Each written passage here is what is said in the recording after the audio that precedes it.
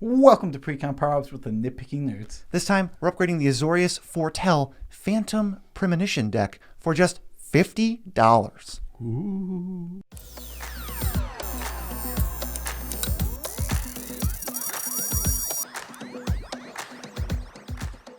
I'm your host, Joe Cherries. I'm your host, Beezy, and that makes us the Nitpicking Nerds back again for another Precon Power-Up. This one's earlier than the last Precon Power-Up was.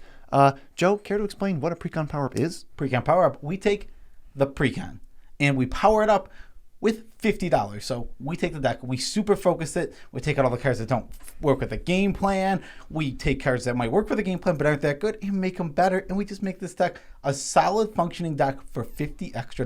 Yes, and let me just add, this Precon along with the Golgari Precon, the Elf one, they are the best Precons I've ever seen. They were really good.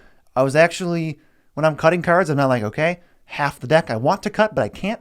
I actually probably cut, I was struggling to find cuts this time because the cards actually were on theme. That is such good news for Precons. We love to see them going in the right direction here and not the wrong one, which sometimes they seem like they had been. Well, for this one, who's the commander? The commander is Ranar, the Ever-Watchful. 2 blue-white, legendary creature, spirit warrior, flying, vigilance, 2/3. The first card you foretell each turn costs 0 to foretell. Whenever you exile 1 or more cards from your hand and or permanents from the battlefield, create a 1/1 white creature spirit token with flying. Okay, seems like a good commander. So this deck's game plan is going to be foretell cards from our hand and flicker our own creatures with exile to gain advantage from Raynar's ability and make tons of spirit tokens. Yeah, so we just want to make buttloads of spirits, go wide. We even got some ways to go infinite. We'll get to those later, but it's pretty exciting. This deck is actually really cool. But how are we going to win with this deck? Because we really, every deck that we build and we make sure of it has to win. Yeah, we're going to enhance our spirit tokens that we make from the first part and then create a lethal swing with them, or we can create an infinite loop with certain cards that we may have mentioned or teased at and just bury opponents in spirits. Yeah, there's going to be a ton of flyers and evasion to get by them. We'll pump them up with some things. We'll talk about what that is in a bit. Yeah, this deck's about to get a lot stronger. So the first thing we got to do, as with any of these Precon power-ups, is get the cards that just aren't what we're trying to do out of the deck. Let me say, almost no cards I looked at and went, this makes literally no sense. You know, we always have those. Like, what is this crappy rare doing here? Almost none of them. I think one of the worst, the first 2, maybe the first 3, Stormherd, we're trying to make a bunch of flyers, but we're not trying to pay 10 mana to make like 30 of them. And then this isn't a green or red deck, so we can't really give them haste. This just isn't what we want to do. So we cut Stormherd. Yeah, it's just not, again, it's just not that good. It's fine, but we're trying to do more powerful things than this. We can get a 1/1 for just flickering a creature for way less mana. We don't need to spend 10 mana. Next, to cut Surtland Elementalist. This is the 7 mana 80 that like lets you cast spells from your graveyard when it attacks, but it cares about wizards. It's just really not, this one is like really not what this deck wants. Although for this one and the next one, Replication Ring, I think they were in there to get more copies out or to say, hey, this is a cool thing you could try. But those cards just get them out of the deck. What else? Yeah, we don't want Replication Ring at all. Ghostly Prison. This means that when players attack you, they have to pay 2. Why are we trying to do that? It doesn't really feel like the game plan at all. We're not a Planeswalker deck, and we don't even like this card in decks like Planeswalker decks, personally. Well, Ghostly Prison doesn't work with Planeswalkers, but I get what you mean. Oh, yeah. It's just like, it says ghostly. That's kind of a theme. But we have so many spirits. If they attack with us an 8/8, they attack with an 8/8, we just chump it with our extra spirit. Yeah, we're not interested in Ghostly Prison. Not really at all our cup of tea. Swiftfoot Boots. Again, we've talked about this a million times. If you're not interested in giving your commander haste and hexproof, you probably don't want Boots. And this deck doesn't want to do either for its commander, really. We're fine at recasting it at 6. It's not going to be a huge target. There's going to be bigger targets on the battlefield. It's just a good value engine. Let me tell you, we have better ways to protect from single target removal that are, I'd rather have those than Swiftfoot Boots, so we'll get to those. Windfall. The joke with Windfall and this next one, Tales of the Ancestors, which actually has Foretell, but I still cut it anyway. The joke is you foretell all your cards and then you Windfall because then you won't have that many cards in hands. But I'm not interested in doing that at all. You really have to be ahead, doing what you want, but then everybody still gets to draw cards. I'm not trying to group hug anybody, and we don't have any ways to take advantage of it. And on top of all of that, there's not enough foretell cards in existence. This is the first time this mechanic's ever been put in a set. There's just not enough foretell cards to reliably get rid of your hand into foretell. Yeah, and there's like 12 in this deck. You want to lean on Flicker with Foretell backup because just not enough there. You need at least like 50 cards in the foretell pool, so you can pick the best ones, and then you get something brewing with just foretell. But we got foretell and blink. What's the last one? Last one, Angel Finality. It's just a flyer that exiles graveyards. I see what they're going for. This isn't the best way to hate graveyards. I actually don't think this card is very good in EDH overall. No. It's perfectly fine. I think it's a great budget card, and once you start upgrading a deck like we are now, it's one of the first cuts. Yeah, if you really need a graveyard hate, leave it in. But just know that exiling stuff from graveyards doesn't actually get you a spirit.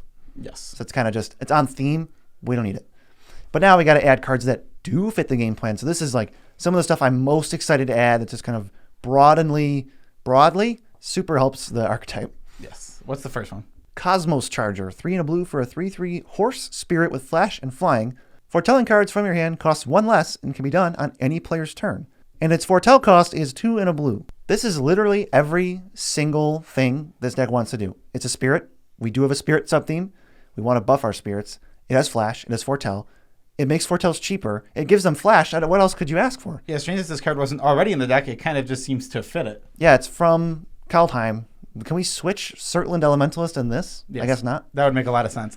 Next, we have Rattle Chains, talking about ways to protect from single target removal. Rattle Chains is awesome. It is 2/1 with flash for 1 and a blue. And when it enters the battlefield, target spirit gains hexproof until end of turn. Yeah, it not only protects Ranar, but it gives him flash. So if he's not out, we can flash him in at the end of turn and surprise somebody. That's right. There's another. This is one of those cards that just has an extra line of text. Like every time you think about it, I forgot that it gives your spirits flash randomly. Yeah, definitely. We have a little spirit sub theme. I love Rattle Chains. Do you know what Salt Skitter does? Nope. It's obviously 3 and a white for a 3/4. Whenever another creature enters, it exiles itself and then comes back at the end step. So no matter what, every turn, it's going to get you 4 spirits. Oh, it exiles itself. Yeah, every turn cycle. It's like Norin the Wary. Okay. It's just going to give you 4 spirits per turn cycle. It's just going to be sweet. And it's kind of hard to kill, especially if they go to wipe the board and you just like, all right, make a spirit in response, exile it, and it'll be back. Yeah, interesting card. I have never heard of Salt Skitter. Because this is like one of those future sight commons. It's just completely random. Yeah, it's really random. Next. Glorious Protector. It's a brand new card from Kaldheim. 2 white for a 3/4 flash flying angel. When it enters the battlefield, you may exile any number of non-angel creatures you control until Glorious Protector leaves the battlefield. Foretell 2 and a white. Well, you cast this, you can exile whatever you want, get some spirits, and also on top of that, Ranar is going to be protected from board wipes. And single target removal if you really need to. Mm-hmm. This is just another way where Boots is already looking so much worse than these, and we're not even done with the single target protection. So just get Boots out of your mind. You don't need to play it. Keep it in your collection for something else. This is just a nice way. The foretell really sells it like, okay, we're going to play the good cards with foretell, and this one's pretty sweet. Yeah, it is. This card's really cool. We talked about it. It was number 10 on our best cards from Kaldheim list. Also, all our creatures have ETBs, half of them. We have a lot of good ETBs, and they're going to trigger once all our stuff comes back after a board wipe. Yes, exactly. It's awesome. Next, Azor's Gateway. This is an interesting one. Spice. 2 mana for a legendary artifact. Pay 1, tap it, draw a card, then exile a card from your hand. That means we'll get a spirit from this. If cards with 5 or more different converted mana costs are exiled with Azor's Gateway, you gain 5 life. Untap Azor's Gateway and transform it.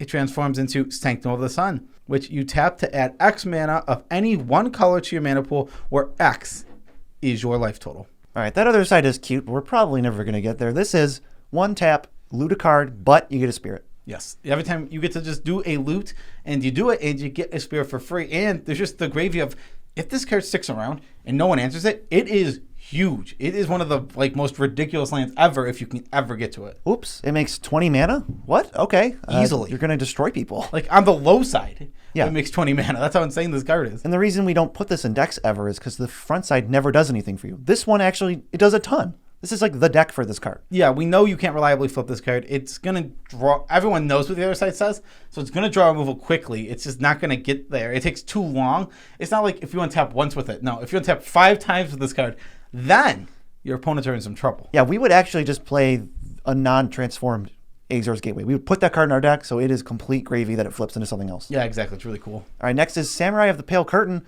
Didn't know this card existed 2 weeks ago. It's white for a 2/2. If a permanent would go to the graveyard, it's exiled instead. And do you know why this is good, BC? Because it's a replacement effect and it makes spirits? Yes, exactly. Whoa, it's budget, rest in peace. Yes, it's a budget rest in peace. We actually looked this up, and cards, if your card makes something dying instead go to exile, then you, for some reason, still get a spirit. It's a really strange ruling. Not sure. I mean, I'm like 99%. All the CDH crew are talking about it, and they know their stuff. They're not going to be like, hey guys, I got this deck and it doesn't work. Yeah, you can let us know in the comments below, because we're not 100% about that. This is a strange ruling, but we looked it up, and from what we saw, it seems that it works. Seems airtight. So you could play Rest in Peace, but it's not in our budget. It's like $5. This is like 5 cents. So pick them up before they go up. If Ranar makes them go up, it's a nice. This is a Grey Fate though that we need. Yeah, this is much better Grey Fate. It's also really weird. This card is so strange. Okay, I have to talk about my favorite card in this deck because it's just pure nonsense, but it's so cool. Ruin Ghost. 1 and a white for a 1/1. White, tap it. Exile target land you control, then return to the battlefield. I love everything about this card. It looks like it costs mana, but if you target the land that's tapped and it enters untapped, it's really free. So it's a free spirit every turn, and that's not that great, but we also have several lands that we'll talk about later that have ETBs, and you can like keep doing it and get actual card advantage. It's really cool. It's kind of strange, yeah. This has a weird combos. If you're not on such a budget, you could put even like a time wipe in here. Or a time warp. Oh, a time warp? Yeah, with the well, we'll talk about that. Yeah, we'll get to that, yeah. That's pretty sweet. There's the time warp with foretell. If you happen to open that, that goes right in here, I think. Yeah, although it does exile itself. But anyway. Doesn't work. Ruin Ghost, also a spirit. So what's the last one? Last one is Yorion, the Sky Nomad. We talk about how we love this for Flicker decks. 3 Azorius Hybrid for a 4/5 flyer. It has Companion. Not playable in Commander with Companion. But when enter the battlefield, exile any number of non-land permanents you control and own. Then at your end step, return them to the battlefield under your control. Oh, we're trying to flicker stuff? This is a flicker ability. We have cards that flicker, so they can flicker Yorion and get just maximum enters the battlefield, or we just get all our stuff again. Yeah, we're just again, we're an ETB deck. So Yorion comes down, and it's just going to get us our 3-4 ETBs that we want. Flicker, get those value, get a spirit also, because we care about that exile. Lots of stuff that we really like. This deck already came with Muldrifter and Cloud Blazer. So those are both divination effects if you flicker them. And there was this new card. It was a 3/3 for 4. If it enters the battlefield, if someone has more lands than you, you get a plains. Interesting. So that's like kind of a better core cartographer.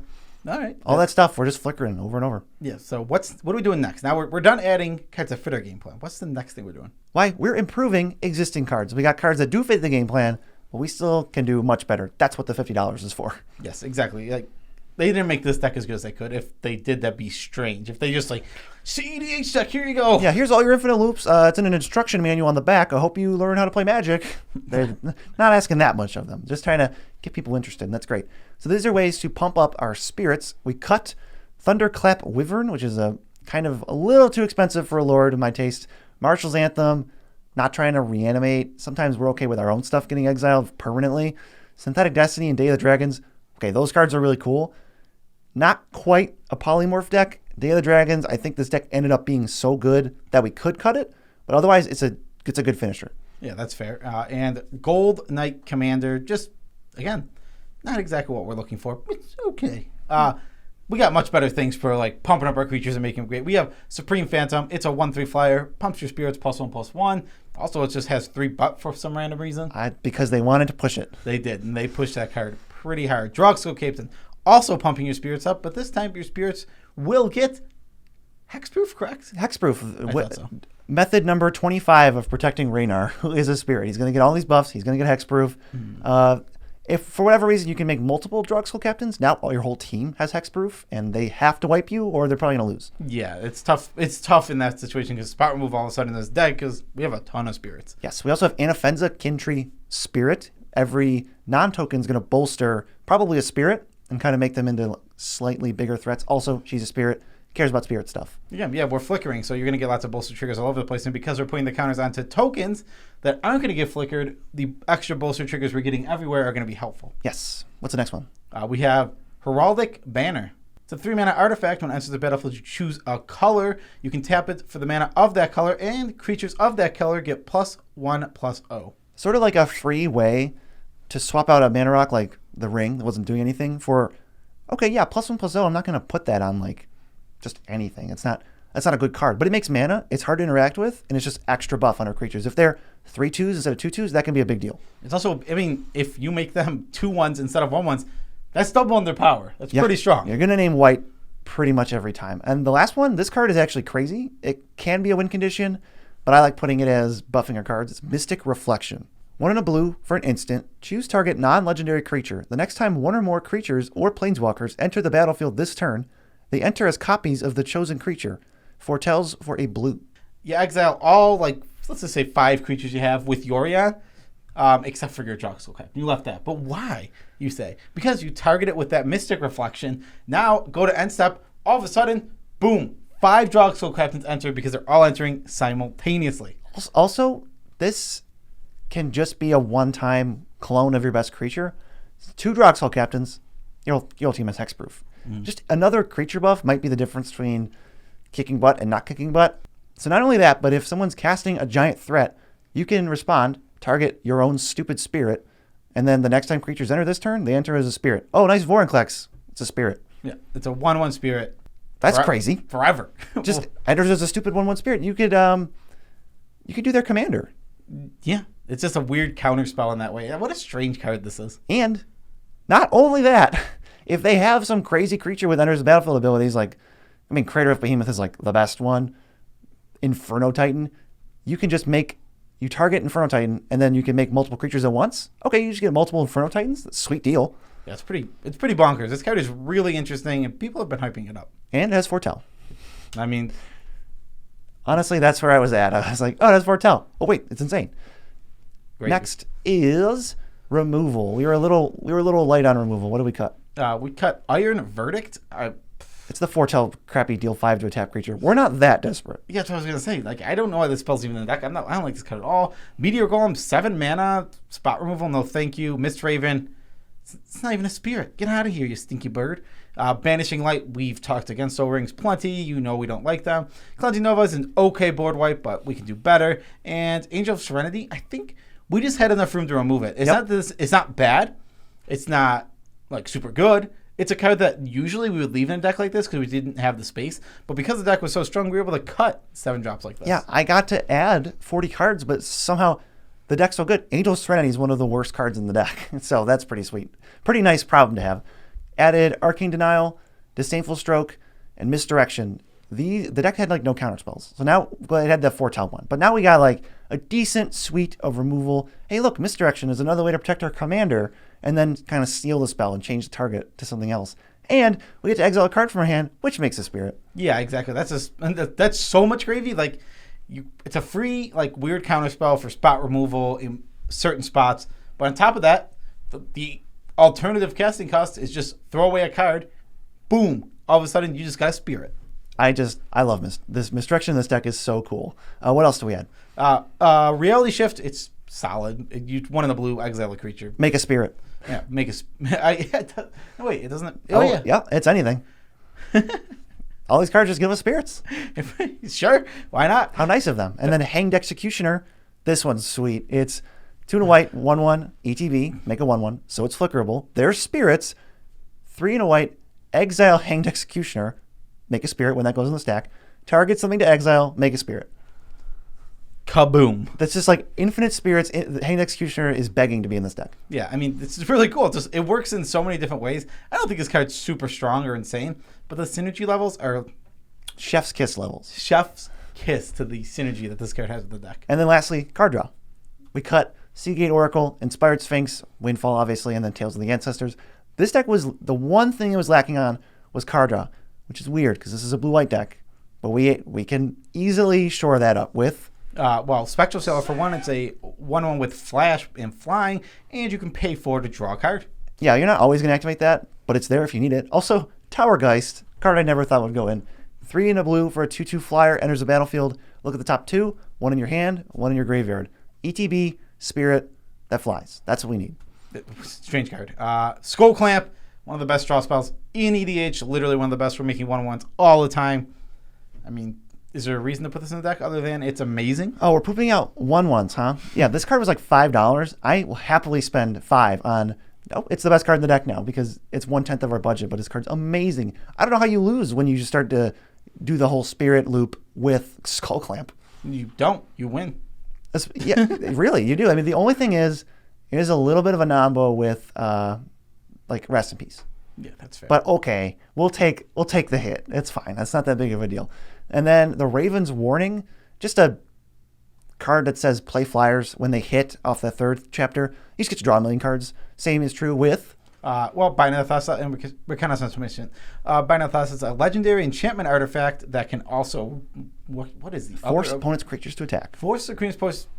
Don't even care about that. That's so Can't even read it. You don't can't care that even much. read it. It's so like I know what it does. It makes opponents' creatures attack, but that's not what we're interested in.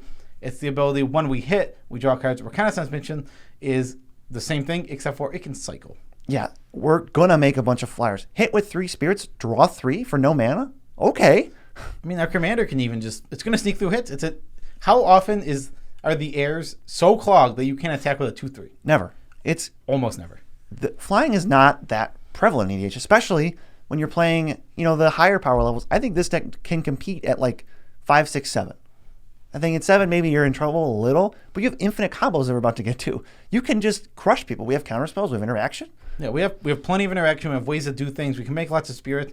Again, yeah, you can sit down with this deck and probably be pretty competitive. We wanted to take a second to talk about infinite combos. This deck has 3 different ones with no overlapping cards. Yeah, the first one is pretty simple. You need your commander out. We always have access to that. Then you need your little kitty cat, which is Felidar Sovereign. Guardian, not Sovereign. And then you have Restoration Angel. So here's what you do. Restoration Angel enters, flickers the cat. The cat comes back in, flickers the resto.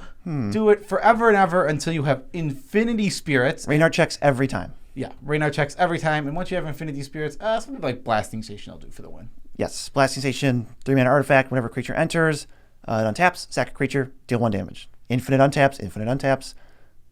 Infinite triggers to untap it, infinite deal 1s. Yes. I mean, is that a win? Also, just infinite spirits tends to get there. I don't, if they answer the infinite spirits, sometimes you're like, okay, I'll do it again. If answer infinite spirits, I would assume that answers the rest of your board. It depends. Maybe they only have shrivel. The fool. Okay, we also have an unrelated combo to Ranar, but he can help us win. It's Eldrazi Displacer, which says pay 3, 1 has to be colorless, flicker a creature tapped, but it does say exile, and Prairigan Drake, which is like 5 cents, so that's going in. 5-mana bird, Drake, whatever. Enters the battlefield, untap 5 lands. Well, 5 is more than 3, so you pay 3 to flicker it, untap 5, produce 2 mana every time, infinite mana, cast your commander, infinite spirits, infinite tap down your opponent's creatures, and I think you'll be good from there. Yeah, that was me infinitely flickering. Yeah, I'm not sure how you lose at that point. Yeah, you don't, because you win. Skull Clamp is an immediate win. You draw your whole deck. Yeah, there's a million ways to win like this. There's so many different things that can pay this off. Within the deck, again, you're not going to lose. Blasting Station also does it, again. Yes, Blasting Station also works with our last 2-card combo, really, with Ranar. Ranar, that Samurai Fox thing that exiles cards if they would leave instead, and then Blasting Station, if you just have to get rid of a spirit, okay, it's going to get exiled because it's permanent. Make a spirit off Ranar. Untap Blasting Station. You're back where you started. Yes. Infinity.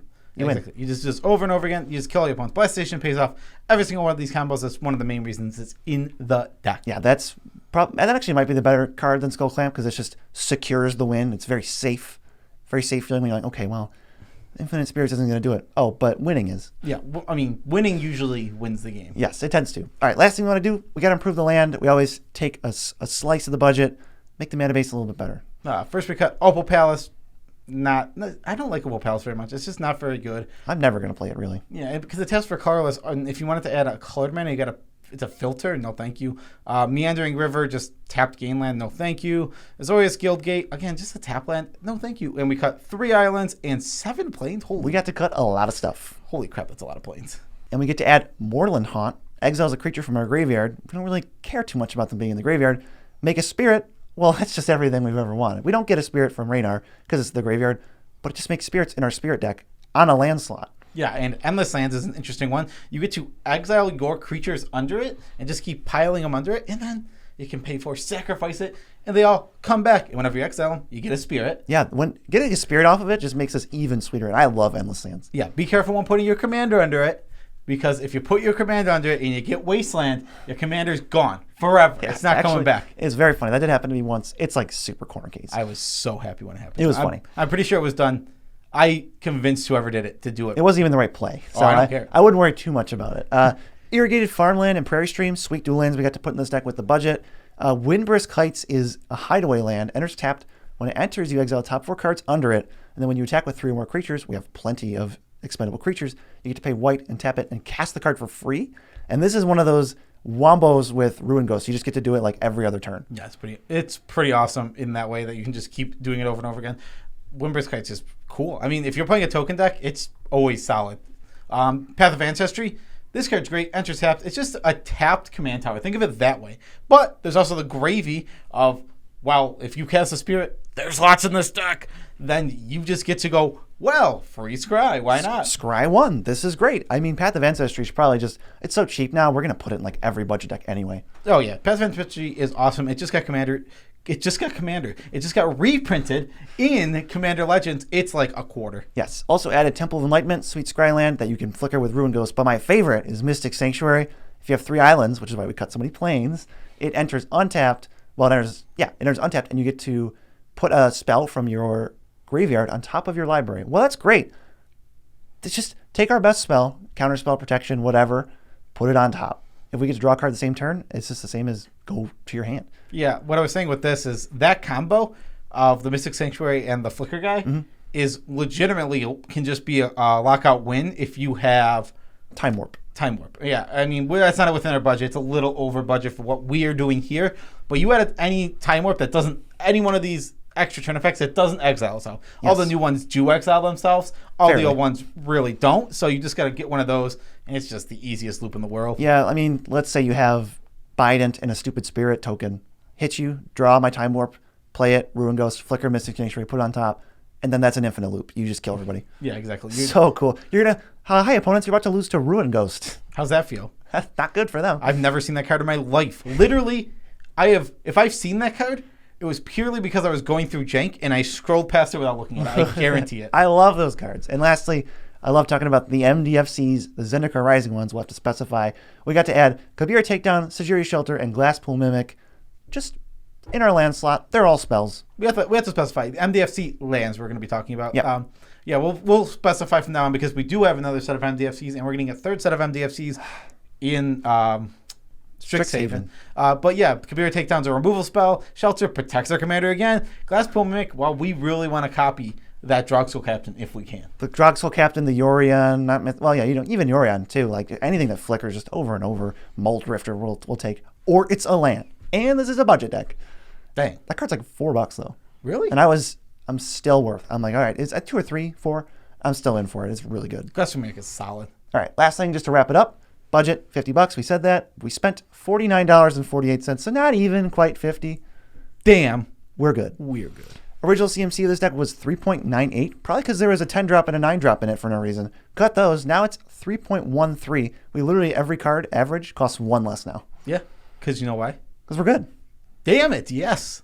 I got to make 41 changes to a $50 budget with several $4 cards, and the deck looks great. Yeah, this deck is super solid. I'm excited about it. I'm not going to play this one personally because it's not my cup of tea, but it looks awesome. It looks cool. I would be interested in if you took a Land's Wrath, Sneak Attack, Elven Empire, and Phantom Premonition deck and put them in a pot of 4, with all our upgraded decks, I would bet highly on Elven Empire and Phantom Premonition to win, even though those other 2 decks ended up good. Yeah, well, it's tough to beat these ones. These are some of the best ones we've ever seen. We're like, oh, we have 3 infinite combos for, what was it, $10 total? Maybe, if that. It's pretty sweet. This deck is really awesome, and you're going infinite. This deck can win, period. It just can win. It can get there, and it might look a little clunky. Like, what are you doing? Spirit, Flyer, Blink, Foretell? Like, oh, you're dead. Yeah. Oh, I'm just going to make infinite spirits. Knock, knock. Who's there? You're dead. Knock, knock. Special shout-outs to our patrons. We love you all as much as we can without making you uncomfortable. You guys are piling up. We love you guys so much. We just got help with our second test run of Chance for Glory. Super excited. The real thing is coming very soon. Yes, we are. I think tomorrow we can start messaging actual people and say, hey, when can we get this together? One more test, and we're going to be experts at this. Yeah. I don't even know we might not even do it. I don't know. We'll think. We might not do the test. We're going to do Chance for Glory. We're definitely doing Chance for Glory. Yeah, and it's super exciting that it's coming together. This project has been a couple months in the work now. Very time consuming. Yeah, it's a lot of work. Also working on forming an LLC is our tidbit, I guess. Well, before you do your tidbit, if you want to support us, but you're thinking, patreon.com, guys, I really love Magic cards. I buy Magic cards all the time, but I just, Nitpicking nerds, I don't have the extra money to give you directly. I am so sorry. No worries. Yeah, exactly. No worries at all, my friend. If you use TCG Player, or even if you don't, because this is even better for you, head down to the link. It takes you to the TCG Player homepage. If you don't know, they sell Magic cards. And a thing you might not know is most of them are sold by local game stores. So you'll be supporting local game stores by buying from TCG Player. But who else will be supporting by using that link? The Nitpicking Nerds. That's me. That's Beezy. You know us. We get a kickback on everything that you buy through that link. Just click the link and you're done. You just have to buy cards as normal. And on top of that, say that you're just like, I don't want to buy Magic cards. Funko Pops, Yu-Gi-Oh cards, playmats, sleeves. Whatever the new hit card game is that you're going to be done with in 2 months. Keyforge. They have it all. They got everything. I think they're selling Richard Garfield's shoes. Get them while they're hot. Oh, boy. Yeah. Also, tidbit about our lives, we're working on forming an LLC, which means you can't sue us anymore, and we might have to fire a disclaimer guy. I think that might actually be it for him, if we can form the LLC on time. Yeah. I don't know how happy he's going to be having to get a new job. He never even shows up. He's never here. He's late all the time, but we can't fire him because we don't have an LLC. I'll fire him. We've been paying him under the table. What's he going to do, sue me? No, he's going to sue the Nitpicking Nerds. I'm not scared of Get our own legal team. An imaginary JPEG. Sexy JPEG model, man. Yeah, I'm not scared of that Spanish model who has an Italian For some accent. reason, somebody typecast him to be an Italian in a stock photo. He's Spanish. Not cool. Although we did the same thing. We looked up stock photo of Italian guy. We got that. We're like, oh yeah, that guy. He's got the hand gestures. He's got everything. Turns out he's Spanish. Turns out he's just a Spanish guy. So he lied to us. He lied to us in the interview. Like, we're looking for an Italian guy. He's like, hey, it's me. That explains the terrible accent now. Yeah, that makes... He was Spanish the whole time. He eventually sounded like a Spanish immigrant that moved to New York, picked up the Boston, New York accent, and then scammed us a little bit. I'm walking here. All right. This is the longest tidbit ever, but we're done. No, it's not. We've done way longer tidbits. We've rambled for your viewing pleasure. I hope you guys have enjoyed that. Peace out, Tribe Scout.